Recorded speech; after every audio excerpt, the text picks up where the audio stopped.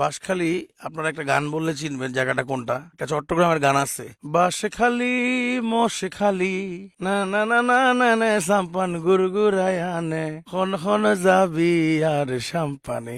দুঃখের মাঝে গানটা গাইলাম, কেননা এই জায়গাটা আপনারা চিনবেন, এই গানটার মাধ্যমে এই জায়গাটা অনেক স্টাবলিশ বাঁশখালী। দর্শক, এবারের বন্যায় প্রচুর ক্ষয়ক্ষতি হয়েছে, তো দেখেন পরিস্থিতি, ভয়াবহ পরিস্থিতি। দর্শক দেখেন ঘরের অবস্থা দেখেন একটু, মানে আসলে এটা আসলে কি আমার মনে হয় চট্টগ্রামে অনেক বড় বড় বিজনেসম্যান আছে। এখানে ভাই আপনি একটা হিসাব করছিলেন আপনার এলাকায় কয়টা ঘর জানি আপনি বলছিলেন, এগুলা যদি ধরেন তাহলে এই পাড়ায় টোটাল 55টা ঘর ভেঙে গেছে একদম এরকম হচ্ছে না? এরকম।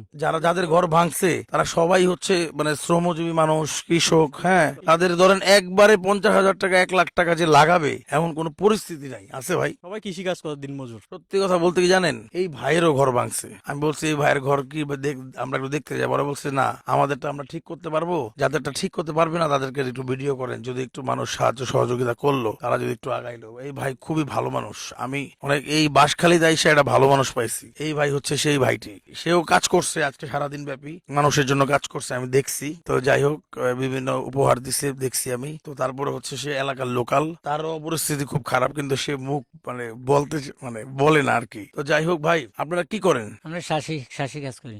চাষি কাজ করে আপনারা দুজন? আমরা কৃষক ভাই। কেমন টাকা কামান দৈনিক? 500 টাকা 600 টাকা 400 ওই যা বুঝছেন, এরকম করে কামাই। কামাই তো এরকম কামাই করে এখন নিজেরা কাম করলে, আপনারা যদি নিজেরা পরিশ্রম করেন, এই ঘরটা বানাইতে কত টাকা লাগতে পারে? 1 লাখ 1.5 লাখ মতো লাগবে। এগুলো তো আমাদের সম্ভব না। অন্য কোনো মানুষ যদি এগিয়ে আসে বা সাহায্য করে যোগাযোগ করতে ইনশাআল্লাহ, আল্লাহ যদি আল্লাহর রহমত। আপনারা 4 জন না মোট? হ্যাঁ, চার্জ। তো দর্শক এখন 4 জন, তো প্রবলেমটা হচ্ছে কি আপনারা কি হন দুজনের সম্পর্ক? বাইপুত আপনার ভাইপোত? আমি চাচা। এখন ঘটনা হচ্ছে যে আমরা কার নাম্বার দিব বলেন তো, যে সাহায্য আমার নম্বর দেন, দিলেও আমার নম্বর দিলেও হবে, ইভেন নম্বর দিলেও হবে। আমার নাম ইসমাইল, আমার নম্বর বলি 01823400094। তারপরে 01810283552। যাই হোক দর্শক, আপনারা বুঝলেন পরিস্থিতিটা খুবই খারাপ। উনি বলতেছে ওনার নাম্বার দিতে, উনি বলতেছে ওনার নাম্বার দিতে। অসুবিধা নাই, আপনার যে কোনো একটা নাম্বার সহযোগিতা এলে আপনারা ভাগ করে নিয়েন। অসুবিধা নেই, আড়াই নিজে ওই সামনে সামনে কেউ 01823400094। এটা দিব জি ওইটা দাও বিকাশ। বিকেশ। তাহলে কয় টাকা হয় দেখেন, খেয়াল করেন। বাক করে দেবো, 1 টাকা হোক 2 টাকা হোক। আপনারা হচ্ছে সহযোগিতা করেন।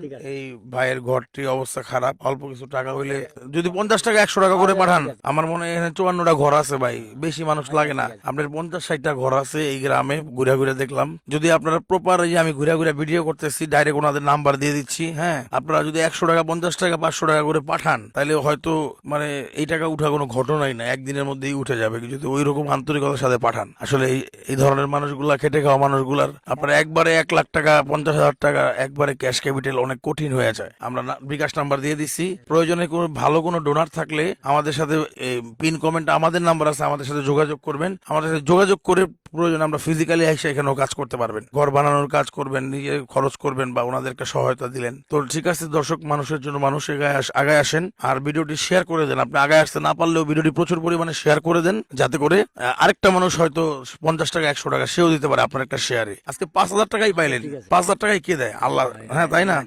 5,000 টাকায় তো এই মুহূর্তে অনেক টাকা, তাই না? কারণ বিপদের সময় আপনারা দেখি আইসুন সাই বেলায় ইয়েন আল্লাহ শুকরিয়ে, আল্লাহ লাখ লাখ শুকরিয়ে। আপনারা যে সাইট হয়েছেন এদিন হস্ত করে ফুটুম মেজে, এদিন হস্ত হড়া হানা হনে কি আমরা সাইট হয়েছেন দিয়ে আল্লাহ লাখ লাখ শুকরিয়ে। আপনাদের এত ভিতরে বাসা, মানে এইখানে মানুষজন এখানে মানুষজন সরল বলতেছি আমাদের এলাকায় যদি 100 নাস্তার ব্যবস্থা করে, এখানে আছে 10 জন।